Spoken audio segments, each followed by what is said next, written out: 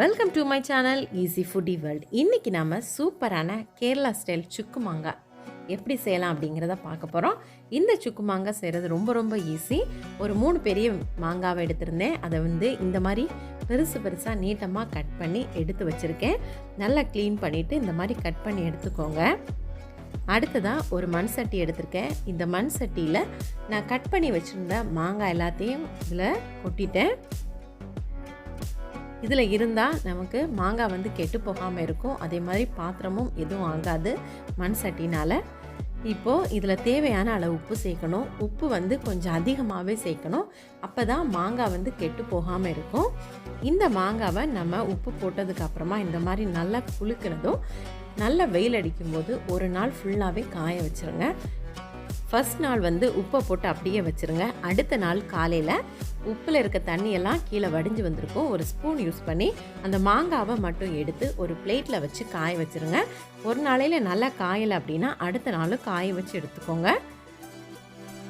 இப்போது மாங்காய் நல்லா காஞ்சு இந்த மாதிரி ஆயிடுச்சு. நான் 2 நாள் காய வச்சேன்.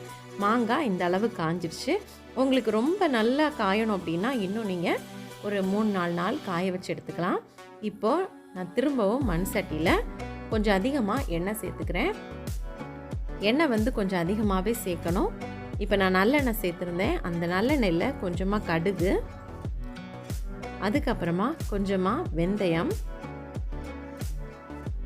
அடுத்ததாக காஞ்ச மிளகாய். இப்போ காஞ்ச மிளகாவும் சேர்த்துட்டோம். சேர்த்ததுக்கப்புறம் இது நல்லா பொரியிற வரைக்கும் நம்ம வெயிட் பண்ணிக்கலாம். எண்ணெய் நல்லா சூடானதுக்கப்புறம் இதை நம்ம போட்டுட்டோம் அப்படின்னா ஃபாஸ்ட்டாக எல்லாமே பொரிஞ்சு வந்துடும். இப்போ எல்லாமே நல்லா பொரிஞ்சிருச்சு. இந்த ஸ்டேஜில் நான் தட்டி வச்சுருக்கிற பூண்டை இதில் சேர்க்குறேன்.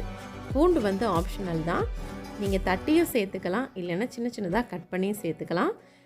இப்போ நான் தோலை எடுக்காமல் அதை தட்டி இதில் சேர்த்துருக்கேன்.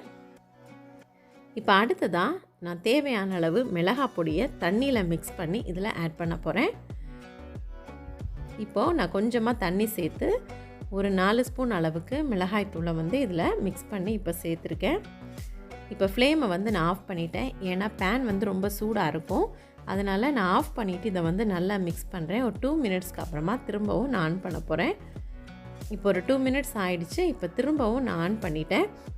எப்போவுமே சூடு எண்ணெயில் மிளகாய் பொடி போட்டோம் அப்படின்னு சொன்னால் அந்த மிளகாய் பொடி கருகி போயிடும். அதனால ஃப்ளேம் ஆஃப் பண்ணணும். இப்போது நான் தண்ணியில் மிக்ஸ் பண்ணி இதில் ஆட் பண்ணதுனால கலர் சேஞ்ச் ஆகாமல் இப்படியே இருக்குது. இதில் நான் இப்போது ஒரு 1/2 டீஸ்பூன் அளவுக்கு வெந்தயத்தூள் சேர்த்துக்கிறேன்.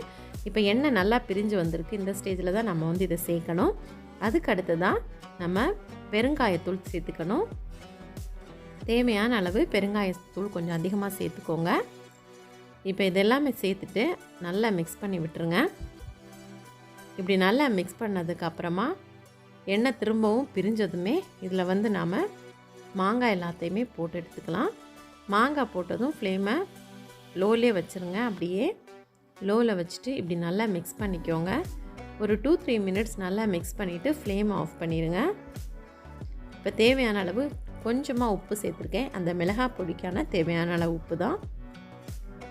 ஏற்கனவே மாங்காயில் உப்பு இருக்கும், அதனால் கொஞ்சம் கம்மியாக சேர்த்துக்கலாம். இப்போ நல்லா மிக்ஸ் பண்ணிவிட்டு ஃப்ளேம் ஆஃப் பண்ணுங்கள். சூப்பரான கேரளா ஸ்டைல் சுக்கு மாங்காய் ரெடி ஆகிடுச்சு. நீங்களும் ட்ரை பண்ணுங்கள். எப்படி டேஸ்ட் இருக்குது அப்படின்னு கமெண்ட்டில் சொல்லுங்கள். தேங்க்யூ.